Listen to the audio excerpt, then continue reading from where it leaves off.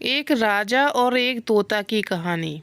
नमस्कार दोस्तों, आज मैं आपके लिए एक राजा और तोता की कहानी लेकर आई हूँ। तो प्लीज़ जो भी मेरे साथ नए जुड़े हों और जो पुराने हों जिन्होंने मेरे चैनल को सब्सक्राइब नहीं किया हो, तो वो प्लीज़ मेरे चैनल को सब्सक्राइब कर लें। आपको इसी तरीके की मेरे चैनल पे कहानियाँ मिलती रहेंगी। एक समय की बात है, किसी एक राज्य में हरिशंकर नाम का राजा राज करता था। उस राजा के 3 बेटे थे। उसकी ख्वाहिश थी कि वह उसका सबसे बड़ा काबिल बेटा उसकी राजगद्दी संभाले, लेकिन वह इस बात को लेकर संशय में था कि तीनों में से किसे वह अपना राजपाट सौंपे। एक दिन राजा को एक तरकीब सूझी। उसने उसी समय अपने तीनों बेटों को बुलाया और कहा, बेटे, आज मैं तुम सबसे एक सवाल पूछता हूँ। अगर तुम लोगों के सामने एक गुनहगार खड़ा हो तो तुम उसके साथ क्या करोगे? इस पर राजा के पहले बेटे ने कहा, उस अपराधी को सजाए मौत दी जानी चाहिए। वहीं दूसरे बेटे ने कहा, गुनहगार को काल कोठरी में बांध देना चाहिए। जबकि तीसरे बेटे ने कहा, पिताजी, हमें उसे सजा देने से पहले इस बात की जांच करनी चाहिए कि उसने सही में अपराध किया है या नहीं। इस पर राजा के तीसरे बेटे ने सभी को एक कहानी सुनाई। एक राजा था जिसके पास एक बुद्धिमान तोता था। एक बार उस तोता ने महाराज से कहा, मुझे अपने माता और पिताजी के पास जाना है। राजा ने उसकी बात नहीं मानी, लेकिन तोता ने हार नहीं मानी। वह लगातार महाराज से जिद करने लगा कि मुझे माता पिता के पास जाने दे।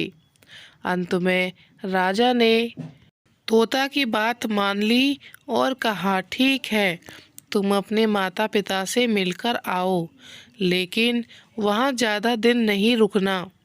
राजा ने तोता को केवल 5 दिन की अनुमति दी और कहा, तुम 5 दिन में अपने परिवार वालों से मिलकर लौट आना। इसके बाद तोता 5 दिन के लिए अपने माता पिता के पास चला गया। छठे दिन जब वह राजा के पास लौट रहा था, तो उसने सोचा, क्यों न महाराज के लिए कुछ उपहार ले लिया जाए। फिर वह पर्वत की ओर निकल पड़ा। दरअसल वह महाराज के लिए अमृत फल लेना चाहता था। वहां पहुंचते पहुंचते रात हो गई। तोता ने पर्वत पर पहुंचकर फल तो ले लिया, लेकिन रात हो जाने के कारण वह आगे नहीं बढ़ पाया और वहीं रुक गया। उस रात जब तोता सो रहा था, तभी एक सांप वहां आया और उसने राजा के लिए अमृत फल को खाने लगा। सांप ने फल को खाया, इस कारण उस फल में जहर फैल गया था।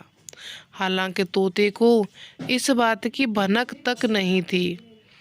अगली सुबह जब वह जगा तो फल लेकर महल की ओर चल पड़ा।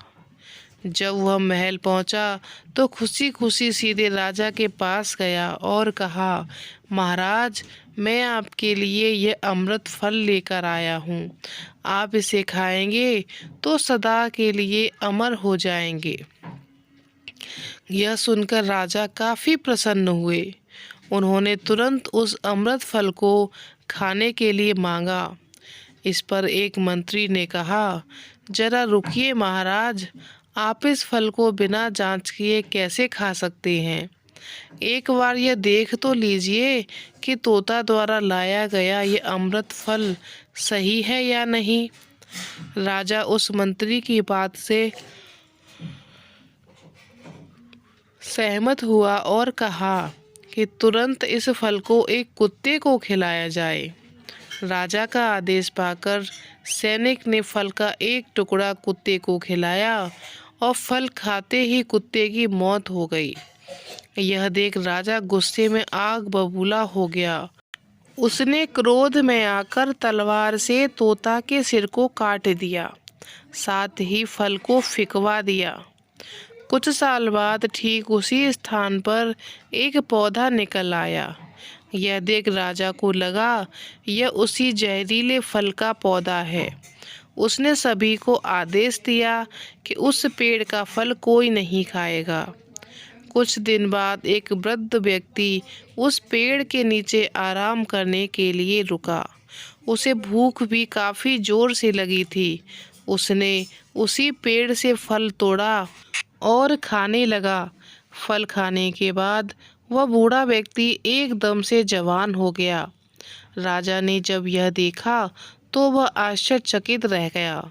उसे समझ आ गया कि वह फल जहरीला नहीं था, उस पे बहुत बड़ी गलती हो गई। उसने बिना सच्चाई जाने तोता को मार दिया। इसे लेकर उसे काफ़ी पछतावा भी हुआ। इसके लिए वो मन ही मन खुद को कोसने लगा। इधर तीसरे राजकुमार की कहानी खत्म होने के बाद राजा हरिशंकर ने उसे ही अपना उत्तराधिकारी नियुक्त किया। इसके बाद राजा ने जश्न मनाया। कहानी की सीख। इस कहानी से हमें यह सीख मिलती है कि हमें कभी भी बिना जांच किए किसी को सज़ा नहीं देनी चाहिए। धन्यवाद दोस्तों।